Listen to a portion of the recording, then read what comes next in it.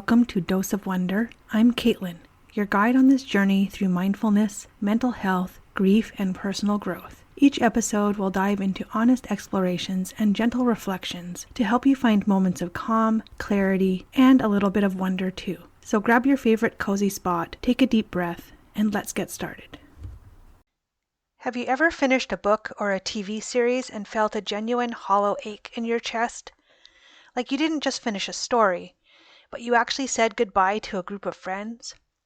Maybe you're a little bit obsessed with a character from Stranger Things, or you find yourself wondering what Geralt from The Witcher would do when you're facing a tough day.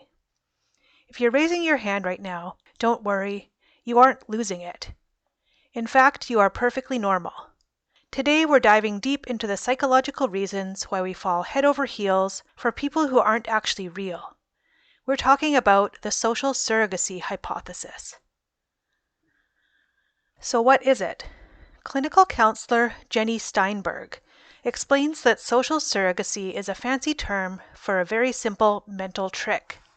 Our brains process relationships with fictional characters in almost the exact same way they process real-life social interactions.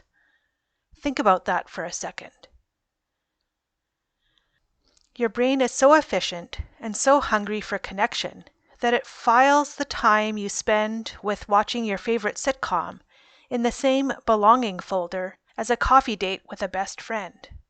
These are called parasocial relationships. They're one-sided, sure, but the emotional payoff? That's 100% real. Now, you might be thinking, is this just a distraction? Well, researchers like Kurt Hugenberg and Shira Gabriel have actually put this to the test. They found 4 key ways these imaginary friends act as a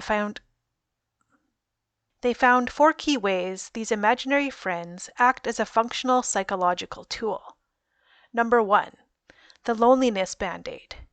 Just watching your favorite show significantly drops feelings of loneliness. It's an instant emotional reset. Number 2, the safety loop.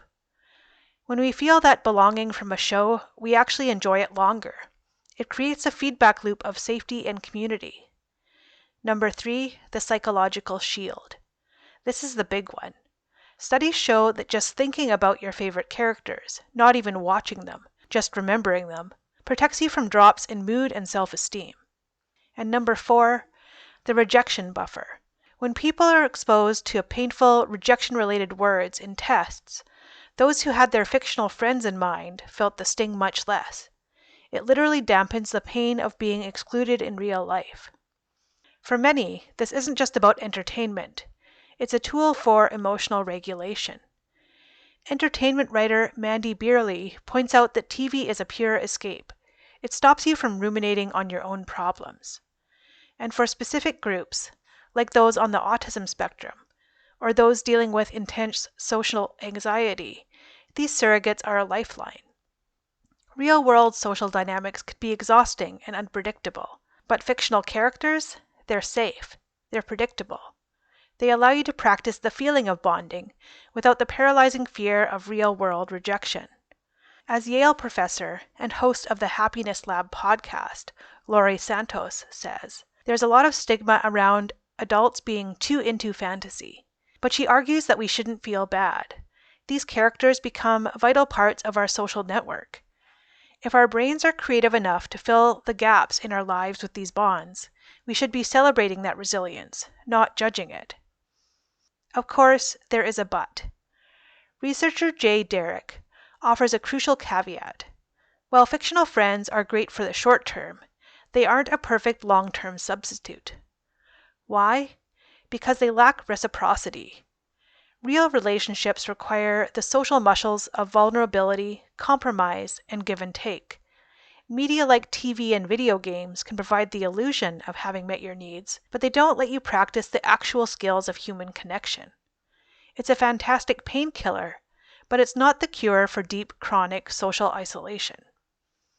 So the next time someone teases you for being too invested in a book or a show, remember, your brain is just being smart. It's maximizing your well-being. It's using every tool in the shed to keep you feeling safe, worthy, and connected. Cherish the real-world connections you have, absolutely. But don't be afraid to have tea with your fictional demons either. They're helping you become the best version of yourself. And that's it for this week's podcast. I hope you enjoyed this short dose of wonder. Next week, I'm going to be looking at a different kind of internal battle. Why fear isn't the mind killer, self-doubt is. And we'll be talking about how to turn down the volume on that inner critic.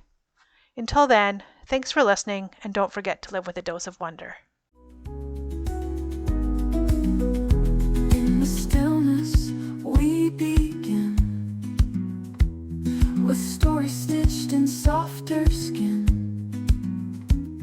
A spark, a sigh, a breath, a bend, a dose of wonder, like a